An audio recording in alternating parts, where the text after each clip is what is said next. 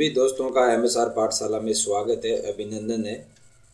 दोस्तों, आज का अपना विषय शाला दर्पण पे वेतन व्यवस्था के लिए जो नया टैब आरंभ किया गया है। सबसे पहले तो जो वेतन व्यवस्था का वैकेंट सीट भरनी थी सभी को, वो टैब अलग है और अब वेतन व्यवस्था का टैब है, नया टैब आरंभ किया गया है। ये कल ही आरंभ किया है दोस्तों। इसके बारे में अपन चर्चा करेंगे कि इसमें किस प्रकार वेतन व्यवस्था संबंधित कार्मिक को भरनी है, विद्यालय को भरनी है, उस विद्यालय को, ताकि आगे से वेतन व्यवस्था के आदेश हो सकें।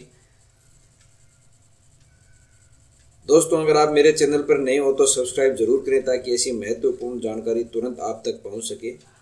इससे संबंधित अन्य वीडियो है वो मैं डिस्क्रिप्शन बॉक्स में दे दूंगा।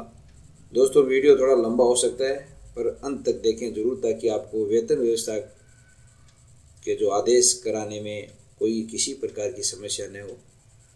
तो दोस्तों, जैसे मेरे कंप्यूटर स्क्रीन पर आपको दिखाई दे रहा है शाला दर्पण, इसमें अपन कार्मिक पे जाते हैं। कार्मिक पे जाने के बाद में यहाँ पर दो प्रकार के टैब दिखाई दे रहे हैं। उसमें सबसे पहले तो जो अपन ने ये update post and salary status, इसकी चर्चा करेंगे। ये मैं आपको पहले ही दोस्तों इसके बारे में मैं वीडियो बना चुका हूँ कि कैसे संबंधित विद्यालय को पोस्ट की और सैलरी के लिए स्टेटस अपडेट करना है, कि कौन कौन सी सीट है वो वैकेंट है, इसके लिए अपडेट करना होगा ताकि सभी विद्यालयों की इस प्रकार वैकेंट सीट है वो शाला दर्पण पे आ जाएगी। ये अपडेट होने के बाद दोस्तों, अगर ये अपडेट हो गया तो सारी शाला दर्पण पे आ जाएगी। उसके बाद में यहाँ पर दोस्तों ये वेतन व्यवस्था का टैब नया आरंभ किया गया है कि वेतन व्यवस्था कैसी होगी। जब सारी वैकेंट सीट शाला दर्पण पे आ जाएंगी, सभी विद्यालय एंट्री कर देंगे, तो फिर यहाँ से वेतन व्यवस्था संबंधित विद्यालय का कार्मिक से शाला दर्पण से संबंधित विद्यालय जिस विद्यालय का कार्मिक है जिसकी वेतन व्यवस्था नहीं हो रही है, उस विद्यालय से वेतन व्यवस्था के लिए इस टैब में जाके कार्मिक की वेतन व्यवस्था के लिए अप्लाई करना होगा और संबंधित अधिकारियों तक वो पहुंचेगी और वहां से फिर वो वेतन व्यवस्था के आदेश होंगे।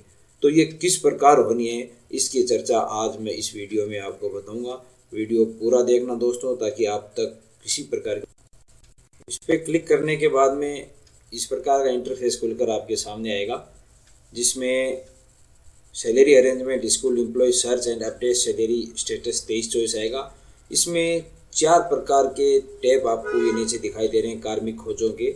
एक तो कार्मिक की NIC ID द्वारा खोज सकते हैं कार्मिक को, या कार्मिक की एम्प्लॉय ID द्वारा अपन कार्मिक को खोज सकते हैं, या विद्यालय निक SDID द्वारा भी अपने कार्मिक को खोज सकते हैं, और दूसरा विद्यालय चयन द्वारा भी कार्मिक का चयन किया जा सकता है।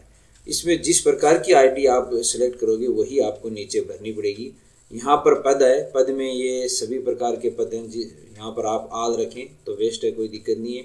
और यहाँ सब्जेक्ट है विषय, उस विषय का आप सिलेक्शन करना।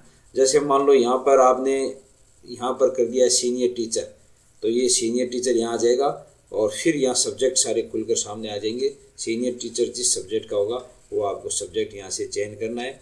उसके बाद में उसकी निक ID, कार्मिक की निक ID, अगर यहाँ पर आप इस पर क्लिक कर रखा है, टिक कर रखा है कार्मिक की निक ID, तो यहाँ कार्मिक की निक ID भरनी पड़ेगी। अगर कार्मिक की एम्प्लॉय ID पे कैसे आप सर्च कर रहे हो तो आपको यहाँ कार्मिक की एम्प्लॉय ID लगानी पड़ेगी। अगर आपको कार्मिक की विद्यालय निक ID से शेयर कर रहे हो तो आपको विद्यालय निक ID लगानी होगी यहाँ। और अगर आप विद्यालय चयन द्वारा इस पर क्लिक करोगे तो ये विद्यालय चयन का सारा ऑप्शन खुलकर सामने आ जाएगा, जिसमें सबसे पहले आपको डिस्ट्रिक्ट चयन करना होगा, डिस्ट्रिक्ट के बाद में आपको ब्लॉक चयन करना होगा, और ब्लॉक के बाद में आपको यहाँ पर स्कूल चयन करनी होगी। सारी स्कूल ऑप्शन खुलकर आ जाएगी 1 by 1। जैसे ही आप डिस्ट्रिक्ट का चयन करोगे, जैसे डूंगरगढ़ डिस्ट्रिक्ट का चयन करते हैं तो यहाँ पर आल, जैसे बेरी, ये सारी के सारी यहाँ पर उसमें जितने भी ब्लॉक हैं वो आ जाएंगे। और फिर उसके बाद में अगर सेलेक्ट स्कूल करोगे तो इसमें जितनी भी स्कूलें होंगी इस ब्लॉक में वो सारी की सारी यहाँ चयन होकर आ जाएंगी उसमें, और उसमें से आप कोई भी एक स्कूल का चयन दोस्तों यहाँ पर कर सकते हैं। स्कूल का चयन करके और फिर कार्मिक खोजें पर क्लिक करोगे तो इस प्रकार का कार्मिक अगर होगा जहाँ पर वेतन व्यवस्था नहीं हो रही है तो वो कार्मिक नीचे आ जाएगा, उसको आप सेलेक्ट कीजिए। या मैं आपको इसमें आप विद्यालय निक ID द्वारा भी यहाँ पर सर्च करके बता रहा हूँ। दूसरा आपको एम्प्लॉय आईडी द्वारा भी कर सकते हो। मैं आपको यहाँ पर कार्मिक निक आईडी द्वारा बता रहा हूँ दोस्तों, ताकि संबंधित कार्मिक ही खुलेगा। तो यहाँ पर सबसे पहले कार्मिक की निक आईडी लगानी है आपको। तो इस प्रकार दोस्तों जैसे आप निक आईडी लगाओगे, अगर खुद की विद्यालय की निक आईडी भी आप यहाँ पर लगा लोगे, तो यहाँ पर जैसे आपने लगा रखा है सीनियर टीचर और विषय हिंदी लगा रखा है, और जिस विद्यालय की निक आईडी आप लगाओगे उस विद्यालय में चूंकि सीनियर टीचर तो एक ही है, तो वो अपने आप खुलकर यहाँ पर नीचे आ जाएगा। लेकिन अगर L1 है, बहुत सारे होते हैं, L2 बहुत सारे होते हैं, तो उस विषय में फिर कार्मिक की निक आईडी ही आपको यहाँ से लगानी होगी। अगर निक आईडी आपको याद नहीं है तो आप विद्यालय निक आईडी यहाँ सेलेक्ट करके यहाँ ऑल टीचर सेलेक्ट रहने दें और विषय आप रहने दें। तो कार्मिक खोजें इस पे करोगे तो सभी विद्यालय के जितने भी कार्मिक हैं उनकी निक आईडी और सारा डिटेल है वो नीचे आ जाएगी, उसमें से आप निक आईडी भी देख सकते हैं। तो इस प्रकार कार्मिक को अपन ने यहाँ पर आप सेलेक्ट कीजिए कार्मिक को। यहाँ पर ये निक आईडी लगा के कार्मिक खोजें करते ही कार्मिक नीचे आ जाएगा दोस्तों। नीचे आने के बाद में आप कार्मिक को सिलेक्ट करें। यहाँ पर सिलेक्ट करने के बाद इस प्रकार का इंटरफेस खुल के सामने आएगा, जिसमें दोस्तों इधर ऊपर की साइड उस कार्मिक का नाम, सारी एम्प्लॉय आईडी, निक आईडी सब होगी, जो कि मैं दिखा नहीं सकता आपको। और उसके बाद में मंथ है, जिस मंथ की आपको सैलरी बनानी है उस मंथ को आप सिलेक्ट करें। सितंबर 2023 जैसे मैंने यहाँ सेलेक्ट कर लिया। और उसके बाद में जी पोस्ट है वो खुल जाएगी, जैसे आपकी कौन सी पोस्ट है वो यहाँ पर खुलकर सामने आ जाएगी। तो जैसे अपन ने सीनियर टीचर पर अपन को बनाना है, जिस पोस्ट पे अपन को वेतन बनाना है वो पोस्ट यहाँ पर ऐड एम्प्लॉय सैलरी डिटेल, यानी वो किस पर सैलरी बनानी है उसकी डिटेल यहाँ पर भरनी है। तो जैसे सीनियर पोस्ट पे है, सीनियर टीचर है तो सीनियर पोस्ट पे अपन बनाएंगे, या जो पद है उससे एक उच्च पद तक भी अपन पोस्ट को सिलेक्ट कर सकते हैं। जैसे यहाँ अपन लेक्चरर का भी सिलेक्ट कर सकते हैं अगर खाली है तो। और फिर किस डीडीओ के यहाँ सैलरी बनवानी है उसको अपन यहाँ से सिलेक्ट करेंगे।